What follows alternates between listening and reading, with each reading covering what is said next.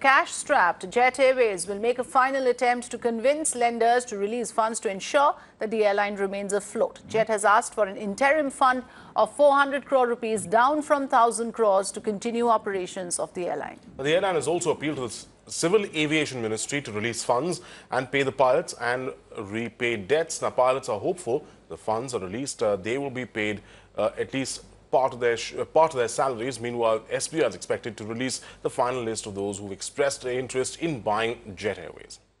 Well, remember, operations of the airline have remained cancelled, at least the international operations, and currently the airline is flying with 5 aircrafts. It's managing with skeletal staff across the country. We had a meeting with the management today. Management has informed us that they have not received any funding from SBI, which was expected. And they have also informed us that whatever, if the funding comes in, salaries will be a part of it. And if substantial funding does not come in, the operations might get suspended. And we have also informed the management that if the funding does not include salaries, then they can suspend the operations. And the funding has to be substantial funding, because it has to include employee salaries. Okay. We cannot go on this kind of drip funding which SBI has been giving. It's actually also illegal to do it, and the management is saying that they are not going to do it. So actually we are on the same page that without a sizable amount, there is no portion which will be available for the pilots, for the employees, not for the pilots only, for the employees, that is. So without that portion, operations are, of course, they are not ready to continue with this. It is actually illegal also to do that, is to ask and to expect your employees to work with no salaries. So that has to be. So of course there is no operations. I mean, it might get temporarily suspended. And of course, we've also thought about it, what we do next. And the option could be, we'll have to go back and we'll have to think. But even NCLT would be an option that we will explore. And we will speak to our legal department also on that. And that will be explored if required. My colleague Neha Kulkarni is now joining us live on the broadcast. Good morning, Neha. It's been a very difficult couple of weeks, 3 weeks at least, for the staff of Jet Airways. Passengers themselves have also been terribly inconvenienced. But unfortunately, we're not seeing any headway whatsoever in actually reaching some sort of resolution to this problem.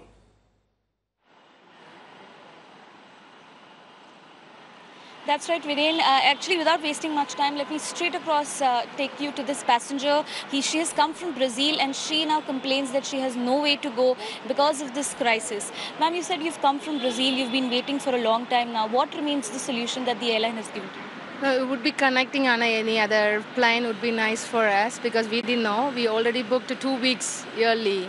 Booked the ticket, but they said we can refund, but that's not nice to refund. If I booked it today, it's going to be higher cost, so we can't do this is not my native place. I came from Tamil Nadu, so I don't know how to go, where to go. I'm so confusing. When did the airline inform you of cancellation? They said I received a message yesterday evening, but I was in a plane. I already traveled by plane 2 days from Brazil. How has this cancellation affected you? Are you stranded? Do you not have money to go? Are the other flight tickets costly? I have a low budget for booking a ticket, but right now I ask it's so much higher. I can't do that. Any train options that you're exploring? Train also, it's difficult to get because I need a reservation before. I can't book right now. And then also, if you can see, this is the Jet Airways passenger counter that we are standing at the airport. Look at the queue that is there of people building up. This is the 6th day in the row when Jet continues to cancel its international operations. It is running skeletal operations as far as domestic routes are concerned. Every morning, passengers line up here asking the airline as to what kind of relief they are offering. We've said before that the airline is giving them refund, but they are promising in a gap of 10 to 15 days, no proper assurance of when the refund is coming. As far as alternative flights are concerned, because of the peak summer booking, passengers have very less options to get into any other flight. So the woes of passengers continue because of the jet crisis here. Right, so that is one aspect, Neha, about the inconveniences that passengers are facing, and we just heard the passenger talking about how now she will have to pay higher prices for alternatives. The other aspect, Neha, you should also update us, is on what was the outcome of those series of meetings that took place between Jet management and the SBI. There were hectic parleys that went on yesterday.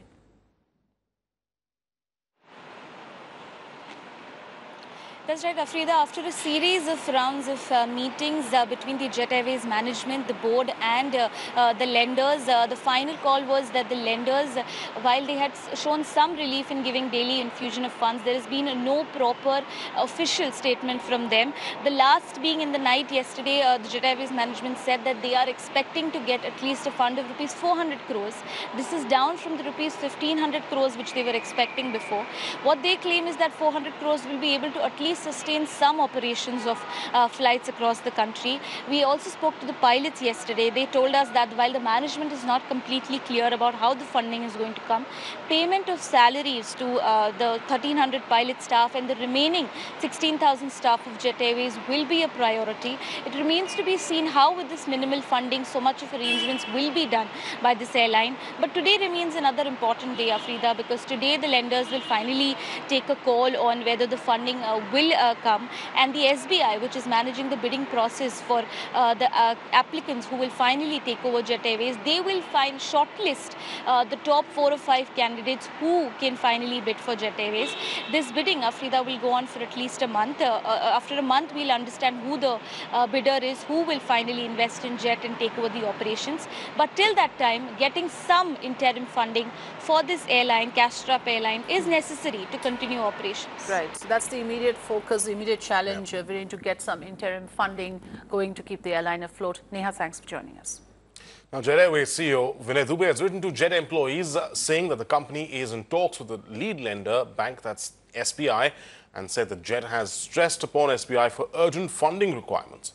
Meanwhile, sources also say that Etihad Airlines is trying to talk to both the National Investment and Infrastructure Fund, that is the NIIF, and TPG Capital to submit binding bid for Jet and form a consortium in order to acquire the cash-strapped airline.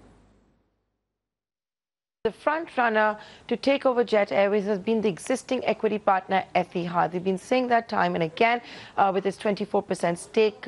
Now what I'm understanding from my sources is that it's in talks with 2 more funds to form a consortium and make this into a reality and to take over the cash-strapped, the bankrupt Jet Airways. Sources indicating that Etihad has started talks with both NIIF, which is India's sovereign wealth fund, as well as the global giant TPG to come together, join forces and submit a binding bid for Jet Airways. So far, yes, Jet Airways has received expressions of interest from multiple parties, but these are non-binding in nature. Even if you remember the Air India divestment, lots of expressions of interest had been received, but when it came down to the actual financial bids, the binding bids, not a single taker.